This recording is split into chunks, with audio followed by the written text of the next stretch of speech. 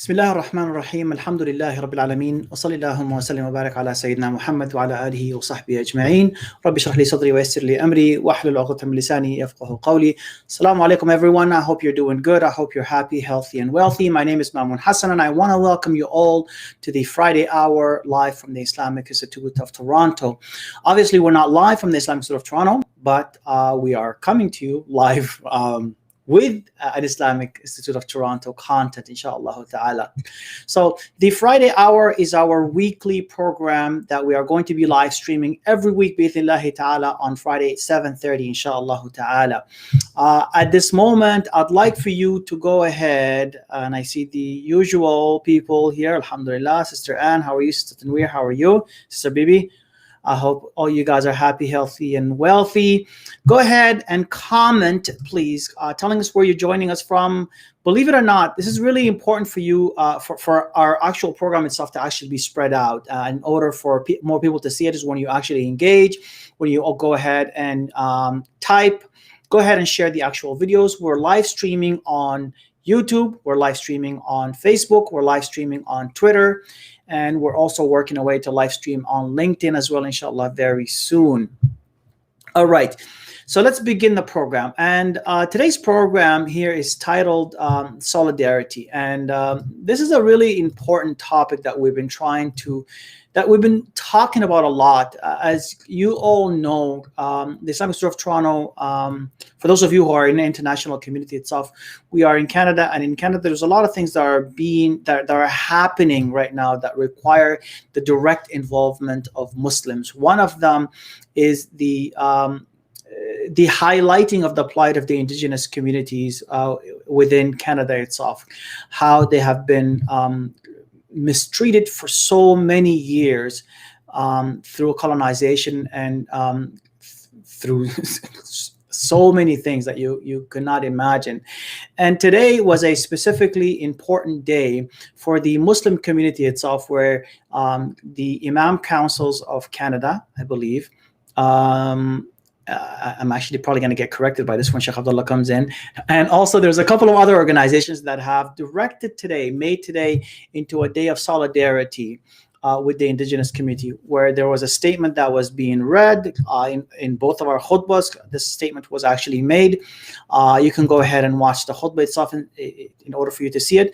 But right now, what I'd like to do is I'd like to actually bring one of the khatibs, Sheikh Abdullah Hakim Quick, who gave the second khutbah today, because he made his khutbah solely based on the actual topic itself. So let me go ahead and bring Sheikh Abdullah. Assalamu alaikum wa rahmatullahi wa barakatuh. Sheikh Abdullah, how are you doing? Wa alaikum salam wa rahmatullah. Alhamdulillah.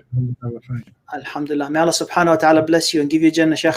Sheikh Abdullah, today was labeled as a day of solidarity, I believe, by the Imam Councils of Canada. I believe, yeah. It was, today is an important day. The Canadian Council of Imams, organizations like Sound Vision and others, have chosen today to be another one of the, outward expressions coming from our community, dealing with the First Nations issue. So it was an important day. Explain to me why this was an important statement to be made. First of all, it's a unified statement, but I want to know why it was a unified statement in the first place. Like, why did the Imam Councils and Sound Vision decide to come up with a statement that was unified from all the Muslims? It's important today, for Muslims to connect their faith to what is actually happening on the ground around them.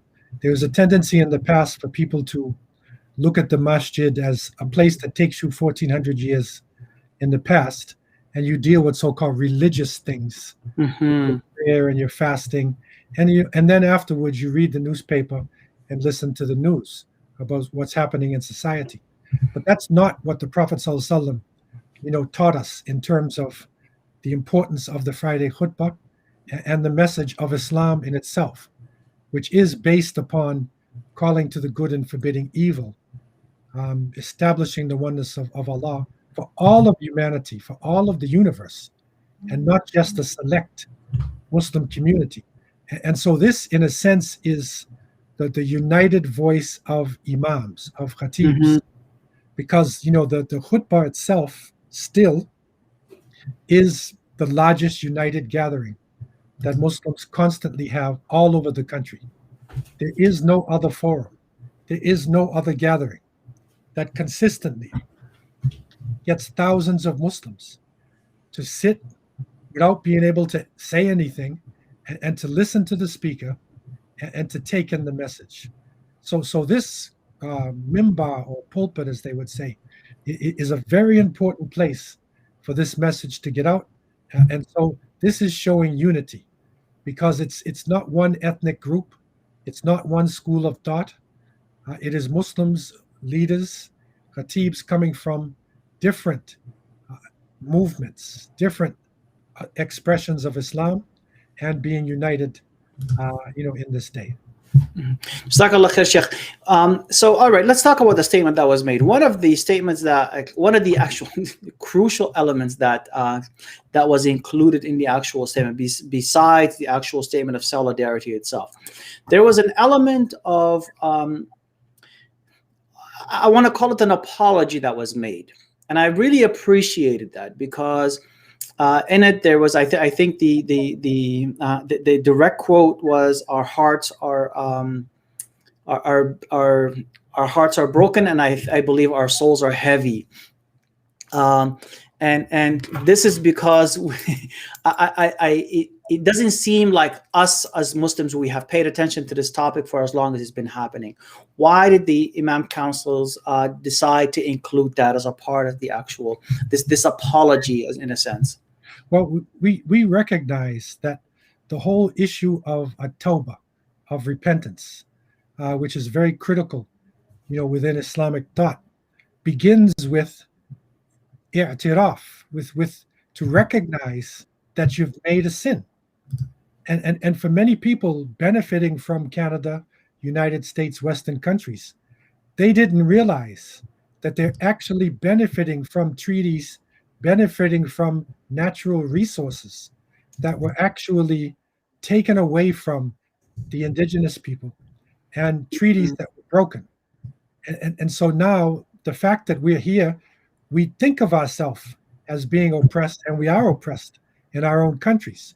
But for the most part, when we come here, we're not suffering in the same way that the indigenous people do. We actually benefit. The Muslims have one of the highest rates of education, and financial upward mobility amongst the Yeah. different groups that come here. So we're benefiting, and we're feeling good, and we're in comfort, and don't recognize that the essence of this was not only just our hard work, but it was a legacy of genocide and stealing, that has gone on. And it's hard for some people to come to grips with this. But today, with the discovery of the graves and whatnot, more and more people are really recognizing, yes, it's true. It really did happen. Mm-hmm. And I guess really, I appreciate, I guess, really the element that you were trying to add to it, which is you have to be able to acknowledge the fact that you are benefiting from the suffering of others, right? Like this is, I'm really, really appreciative of that. Sheikh Abdullah, this is really perfect. So let's talk about what was the call to action. What did you want people to do with this information that you gave to them today? Well, basically, what's happening is, again, the first part of Toba is to recognize, the sin, and to feel sorrow. And of course, our first sorrow is with Allah subhanahu wa ta'ala. But we're also expressing sorrow to the people who have been oppressed. And that is important, because when the people who are oppressed hear that from you with sincerity, then this actually helps to lift off the burden of the oppression on them, because they recognize that somebody is there. And so part of the call is to put this word out there. And of course, we're starting with word, We're starting with the belief in our hearts that we have to now come to grips with. And the final part is action. And that we get involved. And there are a number of ways that different organizations are trying to get involved, which include signing petitions, to help the First Nations people, and also to be involved financially to support relief organizations, to support those empowerment groups, and if possible, to even spend some physical time on the First Nations, like doctors. We have a lot of Muslim doctors spend time. There are some groups trying to do that already, but doctors give of their time to the First Nations, and also engineers. We have some excellent engineers. If you go to hydro, if you go to many of the major projects happening in Canada, you'll see a lot of Muslim engineers. So the Muslim engineers, help the First Nations to rebuild their societies, because there are serious problems, with water, fresh water. There's serious problems with their building structures. Surprisingly enough, even though it's Canada, with heating in the winter, there's actually problems. And what engineering and science is doing now is finding cheaper ways to actually build structures and to produce heat. And this is something that Muslims, to a great extent, are on the cutting edge, because if you look at engineering firms, you look at Silicon Valley, you look at many professional organizations, and you'll see Muslims are there.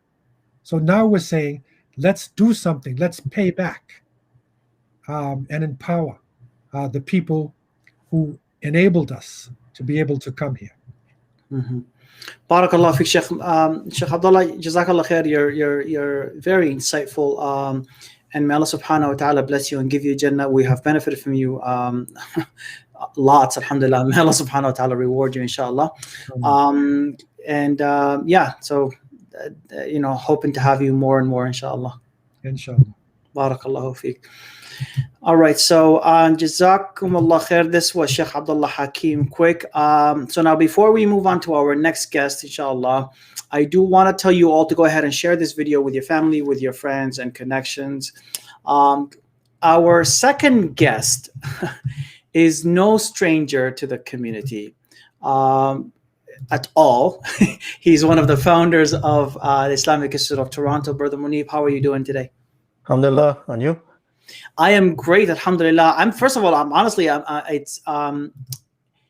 It's not very good to always blow people's horns, but I am truly pleased to have you on this program today, because every time I speak to you, I leave with so much more to think about, and I'm really hoping to share that, inshallah, with everybody else.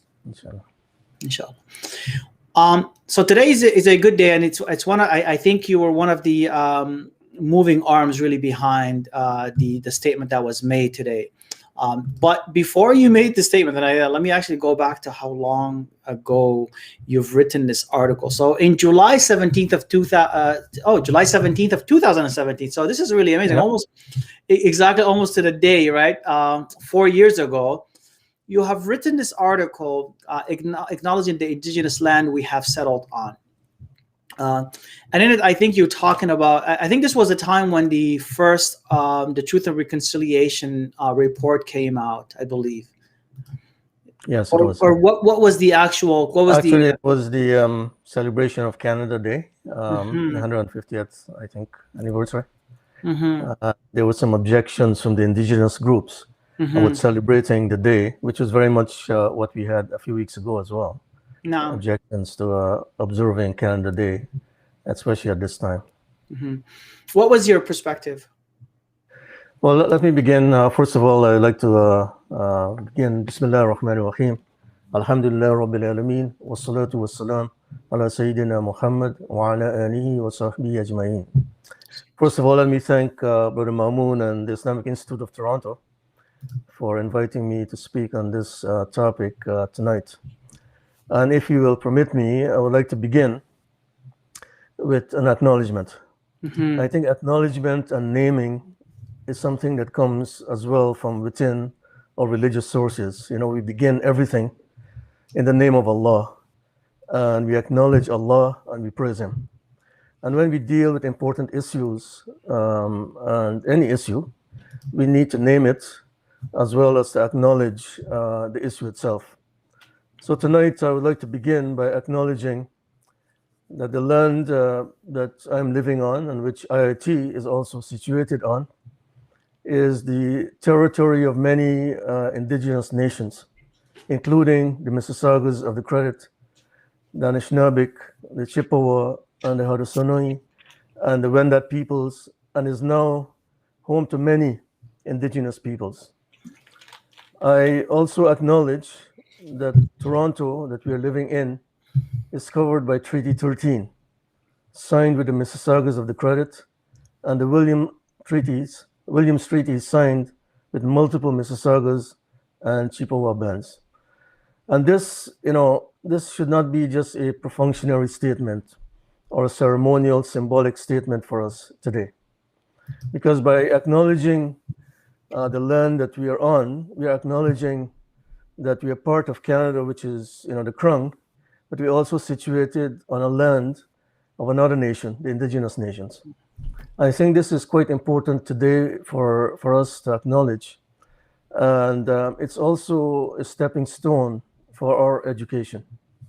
Because we can take this statement that I just read, that the Islamic Institute is situated on this land, and we can do some research on our own, as institutionally as well as individually, to understand what these treaties are. I think this is the starting point for our engagement in this issue. But I think as well, and I must say this, and it's a sensitive thing to say, is that we as Muslims and as immigrants must also acknowledge our own prejudices against indigenous peoples. Because over the last 10 or 12 years that I've been involved in this issue, I've come up against Muslims who look down upon the indigenous peoples, and many within our traditional circles, they tend to look at the indigenous peoples as idol worshippers, as fire worshippers, as worshippers of nature. I think we have to sort of address this as well as we move forward, right? Because this is an important point that will be a stumbling block for us as we go forward in this relationship. But the point I was making in the article, and I think it was covered last week by Sheikh Abdul Hamid as well, is the question of justice. And I think today, and Sheikh Abdullah Hakim just mentioned this, that there has to be an understanding of what justice is for the Muslim community who are living on this land. We tend to address justice in a very sort of theoretical way when we speak to the Muslim audiences. We say to them that Allah enjoins justice, that we must be just even against our own selves. But today, this understanding of justice must be tied to the land that we're living on, which is Canada. And justice, as Sheikh Abdullah Hakim just mentioned, is a defining principle or virtue in Islam. And this call to justice, what it requires from us is to search out the injustices in this country and to be on the side of the unjustly treated. So anywhere that Muslims are, as a Muslim community, we should be on the side of the unjustly treated. And if we are not, it means that as a community, we will be compromised when we speak about the injustices happening elsewhere. We may be speaking of the injustices happening to the Uyghur Muslims in China. We may be speaking about the occupation happening in many Muslim lands. We may be speaking about settlements, the same words that we use for the indigenous people. Yet we may be silent. We may be silent right home, or right here at home, against the injustices against the indigenous people. I read once that one of the scholars, a Muslim scholar, he said Muslims would be at best be morally ambiguous if not confused about Islamic ethics. What he's saying is that if we have this double standard, where we only are attuned to injustices against Muslims or injustices elsewhere, but we're not attuned to the injustices at home or against the non-Muslims who are not Muslims, we'll be morally compromised. I think this is an important point that we need to get across to our community. So we must move from that position where we acknowledge that there are historical and current injustices against the indigenous peoples. We must move to the point where we educate ourselves about their histories, about their situation, and become, I don't want to use the word allies. I know there's some contention about the word allies, but to be on their side as we struggle against this injustice. But there's a second point I just want, before we move on. Today I prayed Salatul Jum'ah at the Islamic Institute.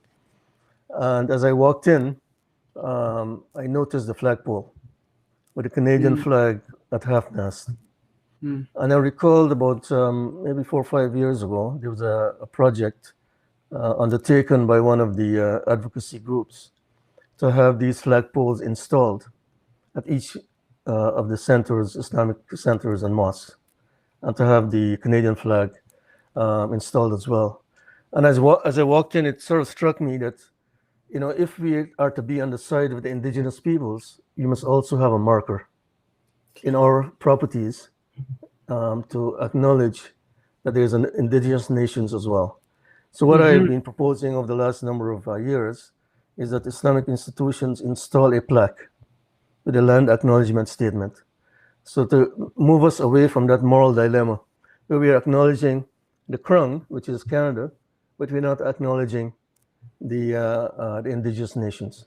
So these are two sort of practical steps I'm sort of suggesting that, we take the land acknowledgement statement, learn more about it, but also, we demonstrate it practically, meaning that on our lands, institutions that we have, we also put an acknowledgement that we are on the land of indigenous peoples. Brother Muneeb, you've had so much to say in here, but I mean, one of the things that I just want to go back to the beginning of what, like, some of the points that you were talking about. One of the first points that you've made here, which is, I guess, really the lack of abilities for Muslims to actually acknowledge what's been done to the actual indigenous communities. We are no strangers to colonization. We are no strangers to this is not I know, like, so many people who when they would hear of what's happening right now to the indigenous community, they'd be like, this is unbelievable, right? No Muslim would say that. No Muslim would ever say that, because we've seen colonization. We come from countries where we have seen these practices, seen cultural genocide, seen we know this is a possibility. Not only do we know it's a possibility, we know it's an actual regular practice for colonies when they step into a land and they take it over. This is what they're basically trying to do, is basically erase. Why are we not, or why is it taking so long from us?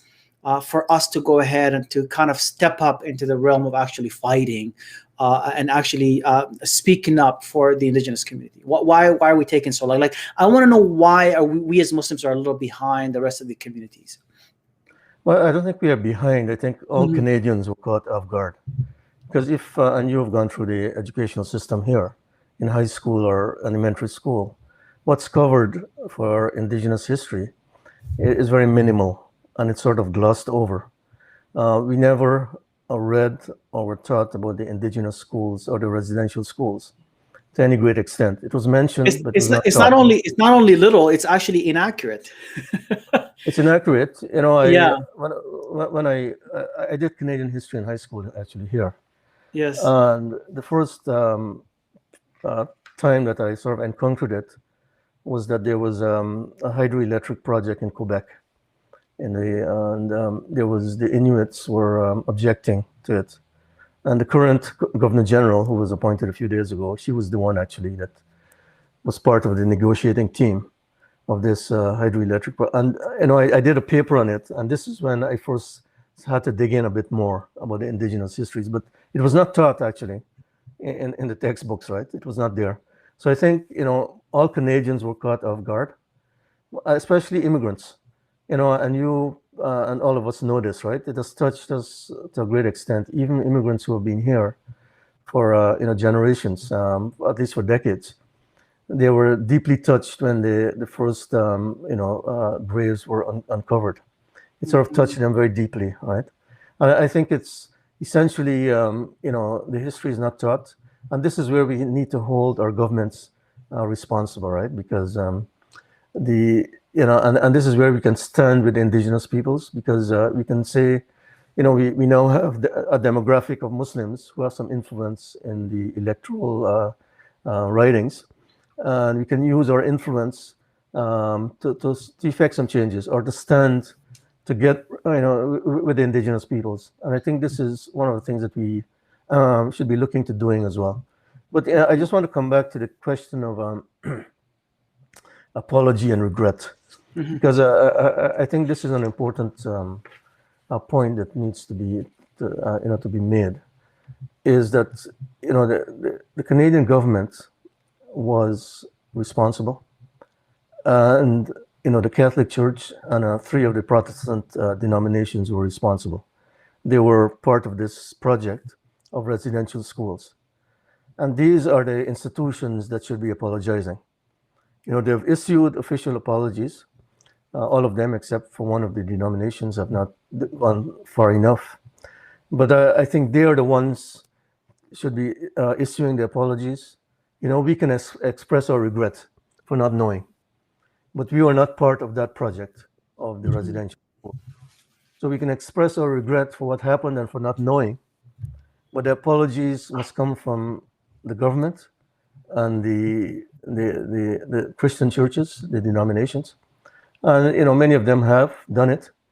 And a few weeks ago, one of the archdioceses in Edmonton, they issued quite a very revealing statement after the incident in London, Ontario, the incident with the Afzal family, as well as the incident with the first unearthing of the graves.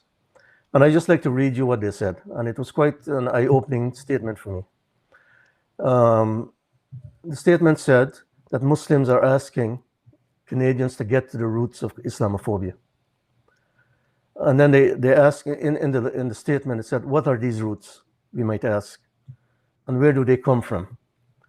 And then it goes on to say, with all honesty and humility, it must be confessed that at least in part, they find their basis in the gross distortion of the Christian faith that is up. This is in effect a heresy which seeks to co-opt the message of Jesus into a system that supports for the historic and present sins of white supremacy, the doctrine of discovery, the enslavement of fellow humans, and the cultural and racial genocide. Now, this is a very strong statement coming from one of the Protestant sort of denominations, sort of linking Islamophobia with what's happening to the Indigenous people. And they're saying that it has the same roots, which is essentially erasure of the identity of people. What's happening in Islamophobia is an attempt to erase the identity of Muslims. What's happening against the Black community is, in effect, trying to erase the identities of the Black community. What's happening against the Jewish community and any other racialized or community is to try to erase them, very similar to what happened with the Indigenous communities. So I thought this was an important statement that they made, recognizing that the church was complicit, and that the roots of this is what they call colonial Christendom, which is the same thing that affected the colonization of our lands, our home countries. This colonial Christendom, in Africa and Asia, in the West Indies, in the Caribbean and Latin America, wherever the colonial powers went, they used Christianity as a means to subject the people, and exactly what happened to the Indigenous peoples as well. What are the U.S.? I mean, this is a I want to get off topic a little bit here, but there's a lot to learn from what he just said right now, even when in a way that we as Muslims actually go into other countries and explore it as well, right? Yes, and I think this is a reckoning that Muslims have to, Yeah. we tend to gloss over our histories. We Yeah. have this, this almost at times we have this idealized version of our histories, but there are moments in our history as well where this happened, right? So we should not feel that this is something that's only particular to one religion. But the important point here as well, if I can just mention this, is that we have to be careful going forward, right? Where religious communities can be co-opted by governments to do their projects as such, right? I think we're fully aware of that point. I think we are fully aware of that point, coming from the communities that we come from. How do we get past? Because this is, I think, the thing that a lot of Muslims actually have, and this is the discussion that I have with a lot of immigrant Muslims, is how do we get past the fact that we come to this country and it is such a beautiful place. It has treated us so well, right? And that in it, many of us have gotten so many things that we could not have even dreamt of where we come from, right? And all of a sudden, we just realize the history. How do we and this I think it creates this internal, I guess, really it's like a fight, where I don't really want to believe this. And I always use this example. I say back in the days when I was younger, I used to always tell my father that I had actually he was my history teacher, which is really funny. And I genuinely believed the guy was racist. I just genuinely believed it. And it was just, and my father used to say this regularly to me, and he used to be angry when I repeated to him. He would say, "There is no racism in Canada." This is what he used to say. Honestly, this was just such an open thing that he would say, "No racism in Canada." And he would get angry when I tried to debate him over it, right? And it's because he came from a country where racism was so much more blatant, where he came from a country where tyrants were just out in the open. Corruption didn't even hide. And you come to a country where you see like what's out in the open, what's being taught, what's being told to you. It's almost a perfect picture of where you want to be. Like this is like if this is like Jannah on earth for Muslims, right? Yeah. If you think about it this way, how do we get past that? Well, how do I become critical of the country that I live in, and the country that I love so much? But then how do I deal with the history, like the ugly history that I am seeing right now?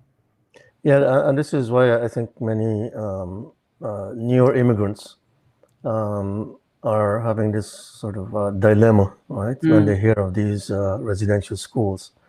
Because before they emigrated here, they were given these glossy brochures about what Canada is and how progressive it is. It's a great country, but it was built on the genocide of Indigenous peoples. I think this is the unveiling or the unmasking that's been happening over these last few months, is that Canadians, even those whose ancestors were the colonizers, they themselves are now realizing what their ancestors did. Of course, they're not responsible for that, but I think this is the same thing that's happening to the newer immigrants. We have this dilemma that the country is one of the more advanced countries, has many great things about it. It's on the top of the list of most livable countries.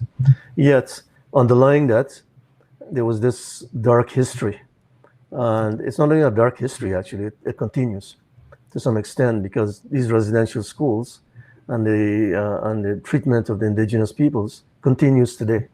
And it continues today in a more subtle way, or in a more legalistic way, where the governments are essentially keeping the Indigenous peoples down by legal means.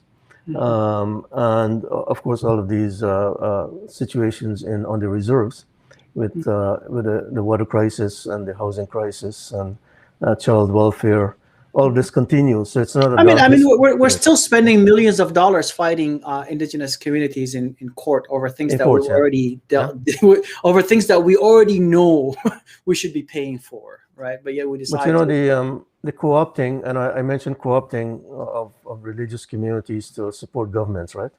Yeah. And sometimes this co-opting happens at a very subtle level, where we as a community would support politicians or governments and not press them enough, right? When they do things for against the indigenous people. As an example, you know, we live in a province. When the current government came into power, they cut the indigenous curriculum writing that was taking place, right? They basically cut it out of their budgets, right? Yeah. So you know, these are may seem like small things, but it's curriculum to educate Ontarians about their history, and you know, so you know, these small and this is where we need to use our influence. We need to ask the politicians, why did you do that, right? We are with the indigenous peoples. I think we have to move to that point where we don't only fight for you know, against Islamophobia and you know, what's happening to us, but you know, when we say allyship, you know, we ally ourselves with those who are unjustly treated, in this case the indigenous peoples. I think this is a point that we need to move to, right, where we understand that fighting injustices is across the board, and we have to be with anyone who's unjustly treated. I know this is a tall ask for our community, who come from you know, places where they feel that, you know, Canada is a great place. They don't want to rock the boat. They don't want to seem that they're, you know, going against the governments and things like that. But I think this is the point that we are at, where we have to make that choice, right? To say, look, we are now here in this country. We have to align ourselves and be on the right side of history. You know, we don't want to align ourselves with a government who is our governments who may be you know, trying to suppress the indigenous peoples. And I think this is such an important thing that you've actually said that, because being critical of government policies and being critical of politicians doesn't mean that we have a hatred for the country that we're living in, because I think we really have to move past that. It actually means the opposite. It literally means the opposite. You know, I think many of us, I personally come from a country, for instance, where we were told if you criticize the president, that means you hate the country. That means you are a traitor, and that means, and honestly, for a fact, I think I've probably internalized a little bit of that as well, right? Where it's like it's packed in my head. While it's the actual opposite, like it's on the contrary. The reason why I actually am critical is because I want better. The reason why I'm critical is because I love the place. Like if I don't like the place, I wouldn't care. I would want it to do as the worse the better for me, right? Really, in a sense, right? And maybe that's the point that we need to get across in our education of the Muslim community, right? Is that to be critically constructive, meaning that, you know, we criticize in a constructive way to make the country a better place. I think this is our duty as Muslims as well. It's not just to accept, you know, our duty here is essentially to make the country a better place. Absolutely, and also to act like we're also members of the actual of the community at large itself. We are. I think a lot of us still believe that we live here as guests, and that as a guest you can't really say any things that are impolite. You know what I mean? That's not to say that you speak rudely about things, but you, maybe we should kind of take an ownership of the actual place where we're living in, where we say, okay, well, now I'm here. I'm not going anywhere. I would like for this place to become a better place for my children, for my children's children, and also for everybody else who's going to come here after me, so they can live in an actual better place. And then that way, when you have this in mind, right, like this intention in mind, and then you critique, you actually constructively provide some sort of criticism that makes you move forward. Well, I think this is where the you know, we are at a point of things are shifting, right, in the world. Since the pandemic and all of these incidents keep happening, there's a shift happening, right? I think for the Muslim community, we have to shift as well, to take our community from being so internal looking to being external, meaning that, you know, one of the great struggles we have now, challenges we have now, is Islamophobia. But we will not, address Islamophobia totally with legislation or with enforcement. We need to have legislation and enforcement, of course, right? We need to fight for better laws and better legislation. But the way to fight some of these prejudices is for people to get to know us. And that requires that Muslims at all levels engage with the people around them, with their community. And I think this becomes now an individual challenge for all of us, right? Because to sort of address Islamophobia, we have to do it at the sort of the legal level, at the political level on one side. But on the other side, we have to engage in a rigorous program of engagement. Yeah. Meaning that we should be pushing our community to become more engaged. Because that's the only way we can sort of repair the social cohesion that's been broken, right? Because people mistrust Muslims. We have one of the highest level of mistrust among Canadians. We can't address that with legislation, right? We can only address that with, sort of outreach and engagement. Yeah. Brother Muneeb, Jazakallah khair. I honestly, every time I speak to you, I think I just lose track of the time. May Allah subhanahu wa ta'ala bless you and give you Jannah. You have to promise to come back. That's the only way we will allow you to leave. If you make a promise to come back, inshallah, another time, because the discussion, honestly, is I think is really intriguing. I know for a fact that I'd like to have you back, inshallah, sometime this summer, sometime this summer, to talk about the progress, because I know I don't want to like call you out and be like one of the oldest, because you're really not one of the oldest, but you've grown up within the community since you were a really, really young man. And until today, you are still you still haven't given up on it, which is a completely different ball game. So for sure, we're gonna have to have you back in here to see how you've lasted this long and what you have learned, inshallah. Thank you. Inshallah. Anything you want to say before we leave, inshallah ta'ala? Well, I have some points that I will send to you. There were 10 points actually. That came out of a dialogue that took place about 4 years ago. It was a dialogue between some Muslims and indigenous elders. And they made some suggestions as to how Muslims can engage with the indigenous community. And I'll mention just a few of them because I think they're important. Yeah. The first, and the elder was Elder Joanne Dallaire. And she met with some young Muslims and she gave 10 points as how to engage with indigenous communities. She says, firstly, know the treaties made on the traditional territories you occupy, which is the first point I made. This will help you with the understanding of your treaty obligations. Secondly, she said there's a history of indigenous nations being told what to do by outsiders. And this is something that Muslims and other well-meaning people who wish to engage need to resist. The best way to go about supporting communities is to list strengths and expertise and ask indigenous organizations and groups how they would like to use your skills. Thirdly, she said, before asking, it is important to give. So give gifts when trying to build relationships, which is an Islamic principle as well. Allahu Akbar. Number 4, find out what protocols you should know, as different nations have different protocols.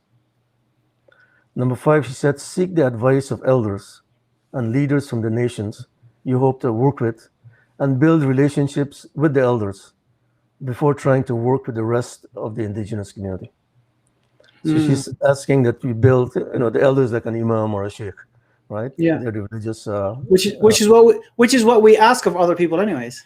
Yes, and it's an Islamic principle, right? So, yeah. Number 6, she said, think about how you would like your community to be treated in similar circumstances and use this to inform how you act. This is also what's sometimes called the golden rule. Number 7, she said, do not get caught up in what engagement should look like. Do not get caught up in the project itself, as this can prevent you from acting. But if you make a mistake, she said, own it right away. I know Muslims and many non-indigenous people, we make mistakes. We don't have the language correctly. We say native, and we say aboriginal, we say indigenous. We don't know the full extent, right? But she's saying, that's okay. But just, if you make a mistake, just apologize for it and move on. Number 8, he said, the best way to know and understand one another is to share stories. He said, we, Muslims and indigenous peoples, need to remind ourselves of our similarities, and this brings us together. Number 9, she says, always think about how you can leave an individual or community better off through your work. And lastly, she said, plant good seeds. Plant good seeds. You have the power to change someone's life in an instant through good words and actions. I thought these are like starting points, to engage with indigenous communities, and it holds today as well. So, who do you speak to in terms of elders and in terms of communities somewhere near us, like near where the IIT is? Who are the elders that you would communicate with? Well, there are a number. Interestingly, Scarborough has a large urban indigenous community on the south side of Scarborough, as well as down the road, actually, from the Institute. There are 2 facilities there. There's one on Tapscott Avenue that was recently established by the Native Family and Child Services. It's one of their centers. It's a child center. And they would like to engage, actually, with the Muslim community. And they do have it's an educational program, which they call, I can't quite remember the name of it. I think it's called Hearts and Bones. So, if you want a group of people to get sort of educated about their organization or their community, they are willing to sort of arrange this event for you. And this is on McLevin, I think, McLevin Avenue. Yeah, I think I know where that is. Yeah. Yeah, it's on. It was recently opened. I think it's not far from Taibo, somewhere around there. So there's, in Scarborough, actually, it has a number of indigenous centers. There's one on the south side as well, and the community is quite significant. So and if we invite them to come to these events and these programs, they're usually more than willing to actually come on and to talk to us and to the communities. It's been. Yeah, what I would do, and this is the point that was made in the 10 points I made, to reach out to the elder first and sort of seek their advice, as opposed to inviting them in. So you sort of approach the elder or the person in charge, the elder or the chief, and sit with them, listen to what they're looking for in terms of engagement, and then take it from there, rather than trying to sort of impose something on them. Yeah. So there are possibilities that can be explored, right, in terms of engaging with them. May Allah subhanahu wa ta'ala bless you and give you Jannah, inshallah. Go ahead. Sorry, I interrupted you. Okay, no, thank you for this. It has honestly been so enlightening. May Allah Azza wa Jal give you Jannah, inshallah. And we are going to have you back, bi'idhnillahi ta'ala. Thank you. Barakallahu feek. So this has been the Friday night hour from the Islamic Institute of Toronto. My name is Mamoon Hassan. It has been an absolute pleasure for me to be a part of this program here for you. I want to let you know that you can ask questions during these programs that have every single time we're having a live, whether it's a Friday khutbah, whether it's an actual program. If you're seeing the sign that says live on the top of your screen, that means it's time for you to go ahead and be able to ask questions in the actual commentary, and we can go ahead and bring your question up and get whomever guest we have to answer these questions. I say this because I know that when you're live, so many people they have the urge to ask questions when we're alive, when we're together. You have this urgency, but then when you're watching something online, it seems like it's an actual, like it's almost like a TV program or so on. No, that's not the case. We are live. We are live. We can see your questions. We can see your comments. If you have anything that needs to be reclarified, if you have any questions to any of our scholars, any of our guests, go ahead and send them our way, and we'll be able to go ahead and get you these answers, bi'idhnillahi ta'ala. Make sure you visit our virtual line collection, islam.ca/donate. And jazakumullah khair. It's been an absolute pleasure. And we will see you next Friday, inshallah ta'ala. Assalamu alaikum wa rahmatullahi ta'ala wa barakatuh.